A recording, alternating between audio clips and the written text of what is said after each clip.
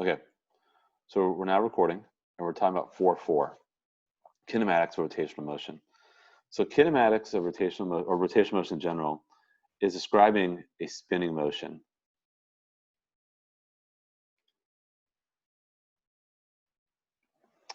So theta, we call this theta, just so you know.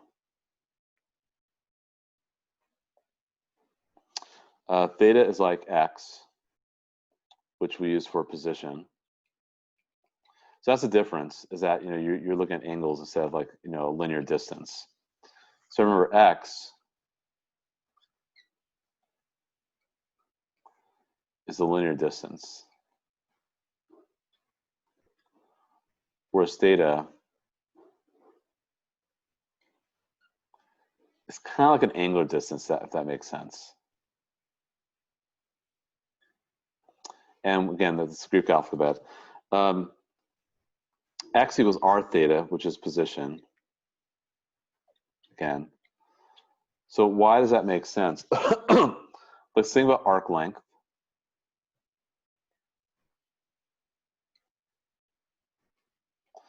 So you might remember from geometry, c equals 2 pi r.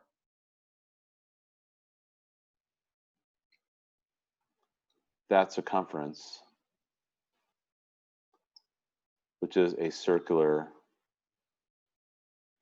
distance. So say, for example, you're walking around a track, or say a heart. Maybe you have it's not a circular track, it's actually more of an oval track, but assuming it's a circular track, and say you're wearing a Fitbit, or you have some sort of device like maybe an iWatch or whatever, and you're walking around the track, it's going to record the actual distance you travel, and that's going to be your circumference. And how do you calculate circumference? 2 pi r, r being the radius, and then multiplied by 2 pi. Now arc length is going to be a fraction. It's going to be theta. It's going to be a fraction of circumference. So theta over 360 degrees times 2 pi r. Now this is if your theta is in degrees also. So say, for example, we have a circle here. And you have a center. You have 90 degrees.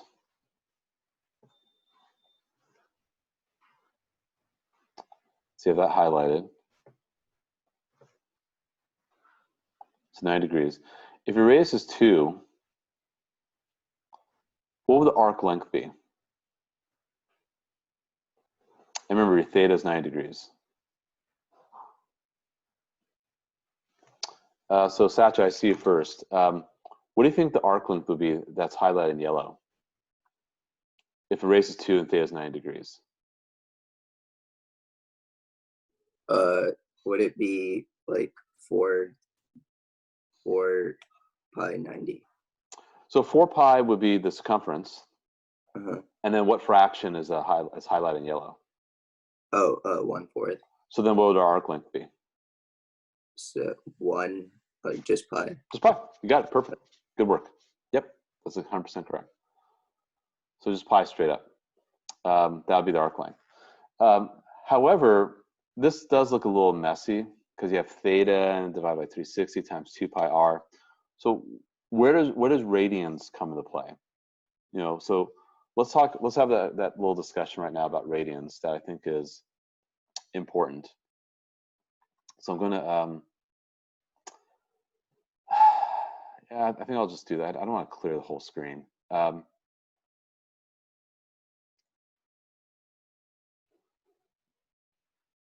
Actually, let me do this right here. I can tuck it in over here. Okay, so let's have this little discussion about radians.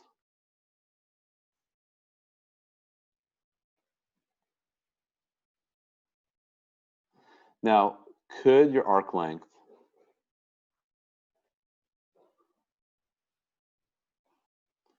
could it be the same value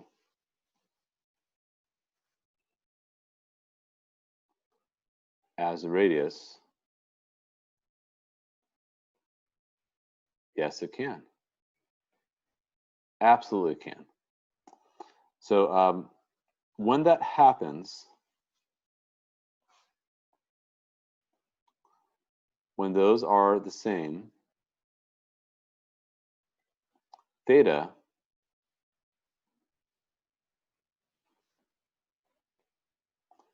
is called 1 radian. So 1 radian occurs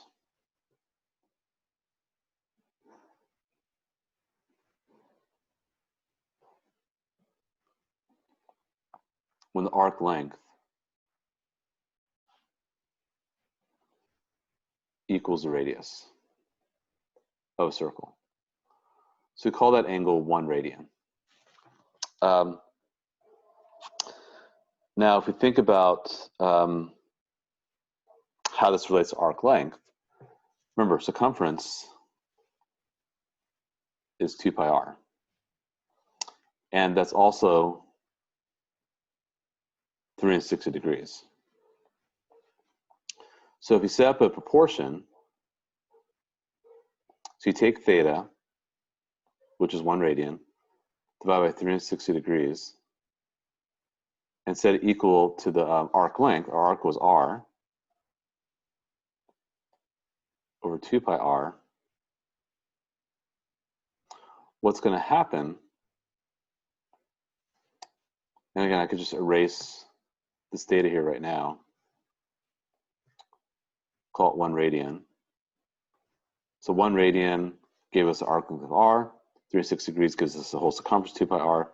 The r's cancel here. When you cross multiply, 2 pi radians equals 360 degrees. Or some people say pi radians equals 180 degrees. I know everyone in this room will be taking pre-calculus or calculus next year. If you have pre-calculus, you already know this. If you haven't, you are going to see this very soon. So pi radians equals 180 degrees. That's the conversion. So what you could do in this case, instead of go back to this formula here, if you don't do degrees, and by the way, if you don't see a degree symbol, assume radians. Replace 360 degrees with 2 pi radians. These cancel. So your arc length now is just theta times r. So arc length is now theta times r. Or you get that right there. So that's where that comes from. So if you take the radius and multiply by theta, you actually get the arc length. I did a video on this as well that I could share with you guys because I've taught trig before. That's how you want to approach radians. And that's the way we use it because it just makes the math much, much simpler. I'd rather do theta times r instead of theta over 360 times 2 pi r. Also, physics is heavily tied to calculus. There is a type of physics you could learn if you do want to take more physics after this class. That's calculus based. And calculus, a lot of formulas in calculus use radians just for simplification, the way things are derived. I won't get into it obviously because it's beyond the scope of what we're talking about here. But if you do take AP calculus with me, we do get into that, like why radians is important. So it just, again, makes math way cleaner. So that's kind of my little spiel on radians and x equals r theta. Again, based upon what we're seeing here, a radian occurs when the arc length is the same value as the radius. So the arc length is just r. And if you do proportional reasoning, the arc over the whole circle, the angle that goes to the arc over the angle of a whole circle, 1 radian over 360. If you just do a little bit of algebraic manipulation, 2 pi radians equals 360 degrees, or pi radians is 180 degrees. And then you could replace the 360 here with just 2 pi, and then you can simplify the equation even further, and that's why x equals r theta. Now let's keep moving. Omega, so we call this omega. So by the time you guys get to college, if you ever join a frat or a sorority, you'll know all the Greek alphabets because a lot of math and science use that. So that's called omega. And that's going to be like v, like the velocity.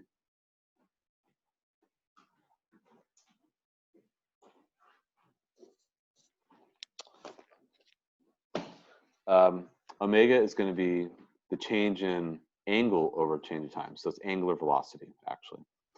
So now, you're doing the change in angular displacement.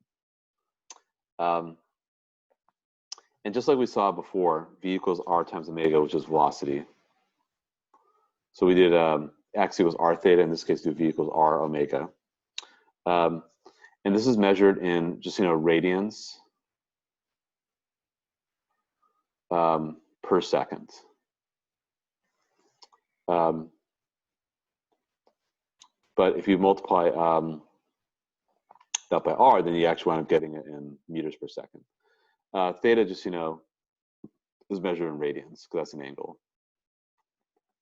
But omega is radians per second. This, that's called alpha. That's the first letter in the Greek alphabet. That is just like a, acceleration. So we call this angular acceleration. So this would be radians, or called rads, per second squared. I'm erasing those stuff here. So we've got a lot going on here. That'll be r times alpha to get it in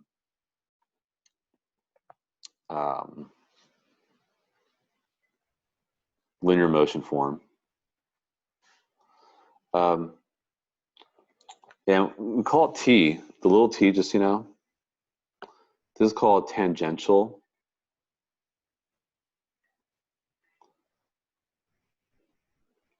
acceleration. And remember we talked about that you have a circular motion here, and it's, you say you have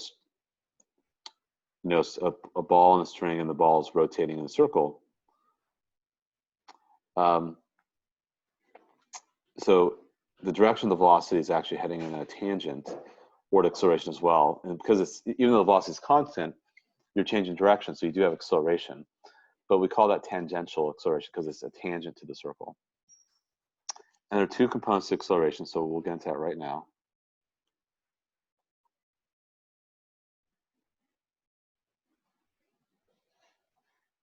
So two components of acceleration.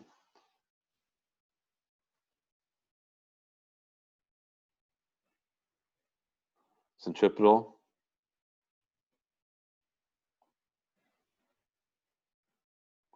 and tangential.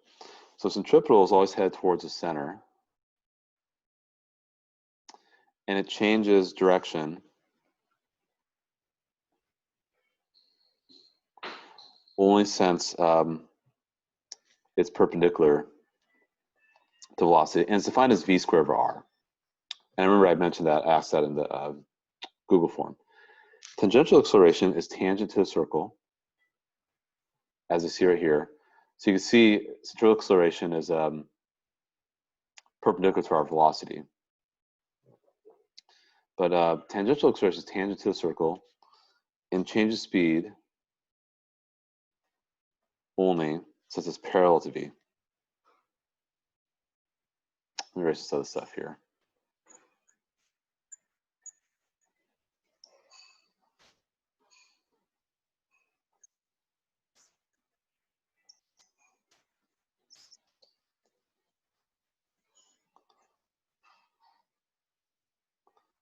All right, clear some space here. Only since it's parallel to velocity, as you see there. And remember, the tangential acceleration is r times alpha. Or you could think of it as r times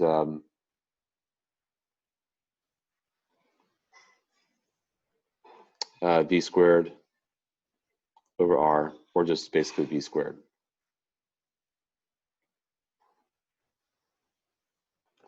If that makes sense. So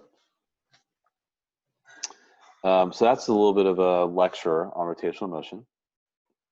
So let's look at the kinematic equations again for rotation, which is right here. And remember, I already did a comparison really quickly again. This is like saying v equals v0 plus at. This is like saying x minus x0 equals v0t plus 1/2 at squared. And it's like saying v squared equals v0 squared plus 2ax minus x0. And this right here is just x minus x0 equals your average velocity times time. So let's talk about some strategy here. Let's do a couple examples, and then you guys will start doing some problems. So reasoning strategy. You want to examine the situation to determine if rotational motion is involved, and then identify your unknowns, as we always do. And a drawing can be useful. Identify the knowns. Remember we talked about this, like with kinematics. Like, for example, what if you knew like x minus x0,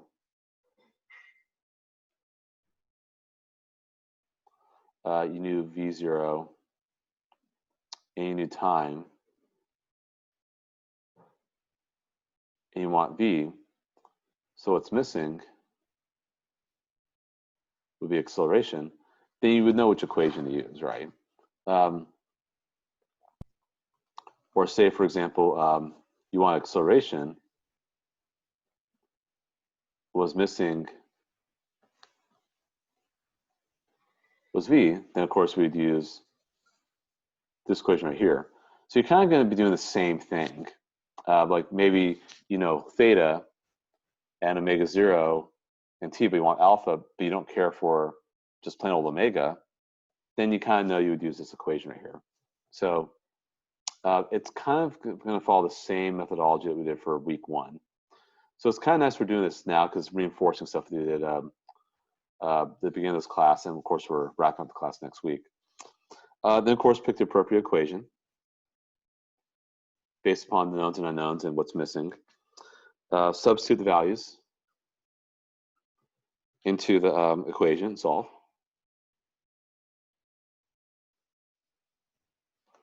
And then of course check to see if your answer seems reasonable. You know, you don't want something that's like way off. So let's look at this problem here. A figure skater is spinning at 0.5 revolutions per second. The pulls her arms in, increase their speed to 10 revolutions per second in 1.5 seconds. We're actually going to talk about that but tomorrow, our next class, about rotational inertia and angular momentum. There's a reason why figure skaters would do that. They actually get more spin that way. Again, we'll talk, that's kind of dealing with torque and stuff like that. We'll get into that stuff tomorrow. But just take this for what we see. She's spinning at 0.5 revolutions per second, so she's kind of like ice skating. Then she brings her arms in, spins faster, and she's able to do this in about 1.5 seconds. What was her angular acceleration? Okay, so here's the deal. That's omega 0. And remember, revolutions, just so you know,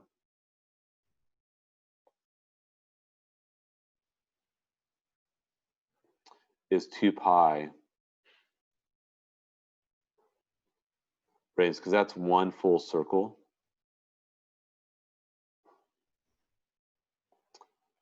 And that's the angle of a full circle.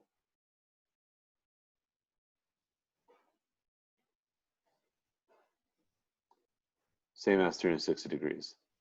So that's the other thing you need to realize too, is that omega doesn't have to be in radians per second. It could be in revolutions per second. But all you do is convert the revolution to 2 pi radians. So we're going to do that in just a little bit, just so you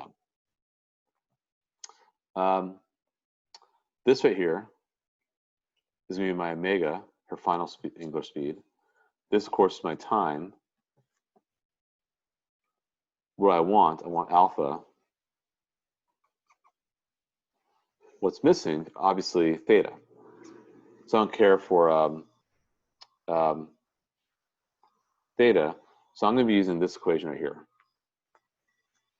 That's the equation I'm going to wind up using.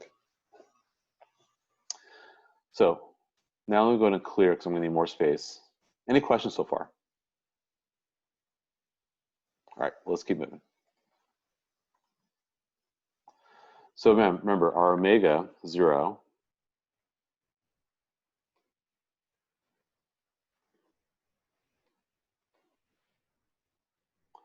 but you can convert that to radians. So 1 revolution is 2 pi rads. So if you work that out, that becomes pi rads per second. That's going to be our initial angular velocity. Then omega was 10 revolutions per second, or 2 pi rads is 1 revolution. Cancel, cancel. 20 pi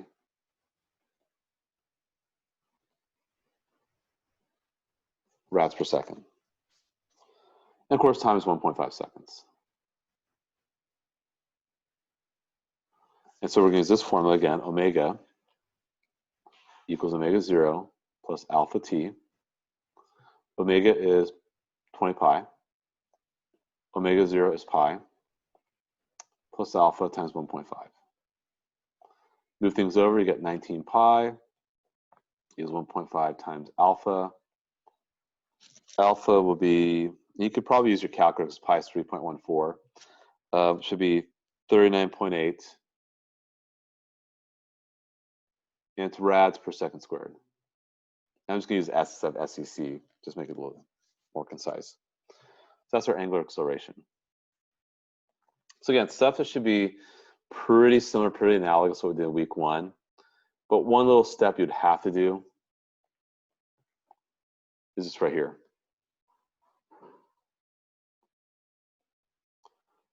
Convert rev per sec to rads per sec. Okay. Any questions about that example? All right, let's keep moving. Now, let's look at one more example here. And then I'm going to have you guys start doing some practice problems in groups. And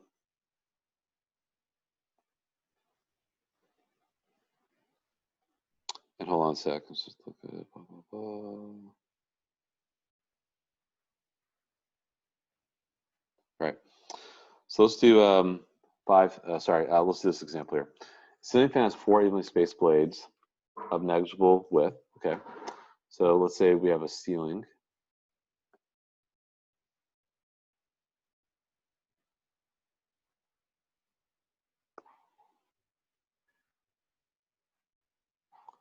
So it's kind of the stem of the fan that's kind of dark, and you have 4 evenly spaced blades. As you're putting on your shirt, you raise your hand, it brushes a blade, and then it's hit by the next blade. If the blades were rotating 4 revolutions per second, it stops in 0.01 seconds as it hits your hand. What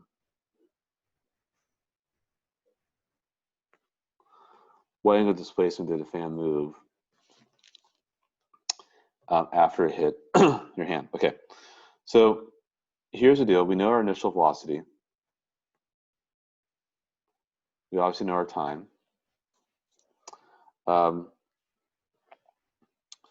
And it does stop, right? So omega is going to be 0. We want theta. And what are we missing? Alpha. So I'm going to be using this equation right here.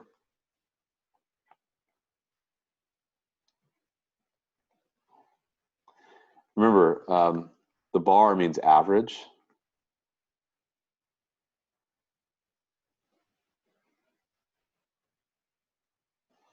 So theta, so average means you're going to have to, remember, you have to add the 2 velocities and divide by 2. So I'm going to be doing 0 plus 4 over 2 times 0.01. However, the problem is that this is 4 revolutions per second. I do want it in radians. So actually, I should backtrack a little bit. 4 revs per second. Remember, every rev, you have 2 rads. Sorry, 2 pi rads. So it's 8 pi rads per second. So 0 is your final, plus 8 pi over 2 times 0.01.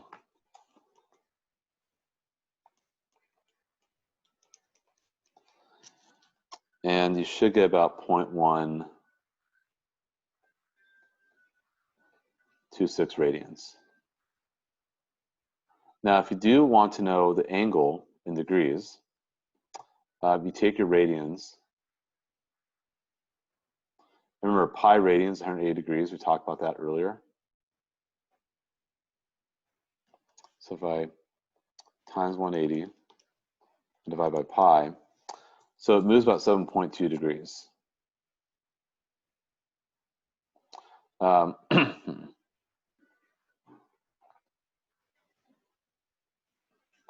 And so basically, that's what's rotating. And so as you stick your hand up, stops 0.1 seconds. So that would be the aim of space in the fan move after you hit your hand. So, Mr. Omashny, could you explain how you got to 8 radians a second or 8 pi radians a second? Yeah. So 4 revolutions per second is our initial angular velocity. And I had 1 revolution is how many radians? 2 pi radians. But how many revolutions am I going per second? 4. 4 times 2 pi is 8 pi. Or you can do a conversion right there. So yes, you do have to do that conversion to radians. You could have left your answer like this too. That'd been fine. I think 7.2 degrees is just something that's a little easier for people to kind of understand. Okay, so I do like 1 through 4. They're good conceptual problems, but we'll come back to that in a little bit. Let's do 5, 6, 7, 8, 9, 10. So it's a total of 6 problems. I say maybe 20 minutes might be good. Then we'll come back and talk about it. Then we'll have you guys do these 4 conceptual questions after that. So again, we're doing 5, 6, 7, 8, 9, 10. And we have a full class today. So we're going to do 3 groups of 4. Yeah, we'll do 3 groups of 4. And I'll have each group kind of tell me how to do each of these pair of problems. Okay, so we'll close that.